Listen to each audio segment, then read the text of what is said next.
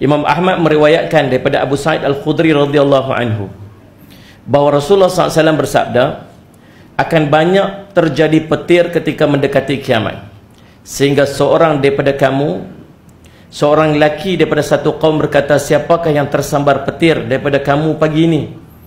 Maka mereka berkata, telah tersambar petir Fulan bin si Fulan. Itu hadis yang pertama. Yang kedua, akan berlaku hujan lebat sebelum daripada kiamat. Hujan akan lebat. Tuan-tuan tengok kalau kita baca hadis ni, tuan-tuan, dia sebut sebagai cuaca yang tak menentu. Hujan, kita akan jumpa, saya akan jumpa kering yang panjang, kita akan jumpa hujan lebat, kita akan jumpa petir. Tuan-tuan tak berasa lagi ke kita duduk zaman tu? Cuaca bukan bahasa kita lah, tak tahu hala dah ni. Betul ni? Nak kata musim hujan, hujan turun tak berhenti-berhenti. Hujan main ke mana? Ni bukan musim hujan. Ada mai pula sebut musim hujan tapi kering ayak tak ada. Musim bukan cerita tempat kita. Di Mekah turun hujan, tuan-tuan. Di Saudi turun hujan sampai banjir. Tuan-tuan, saya pergi Turki baru ni, Turki. Hujan turun sangat lebat sampai Ankara banjir. Bukan disebabkan hujan itu di Ankara hujan itu jadi banjir. Tak, tempat tu memang nama Ankara. Ankara hujan maka Ankara banjir. Pening pula kita. Subhanallah. Banjir. Tuan-tuan, sebelum daripada Ramadan baru ni, tuan-tuan tengok berita.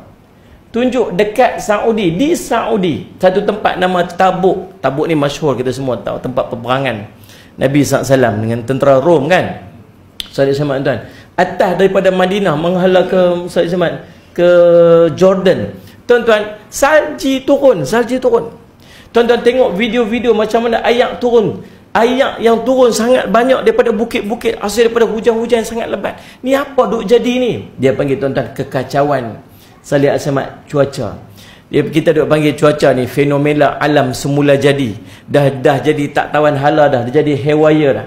Tuan-tuan baca satu artikel yang cerita tentang bagaimana paksi bumi ni, planet bumi ni, planet matahari lah apa semua, dia duk ikat di paksi bumi yang duk melekat di bumi ni, tuan-tuan, dipanggil medan magnet. Nah, saya semak yang duk ikat dengan matahari, yang medan magnet dah bergerak dah lebih daripada 1000 km daripada tempat dia. Yang Profesor Dmitry Bulaikov ni, seorang profesor daripada Sayyidina Muhammad Ukraine, dia beritahu, dia kata apa, satu hari yang paksi magnet ni dia akan berpusing, piduk di bawah, dia yang bawah naik ke atas waktu tu matahari kena sebelah barat.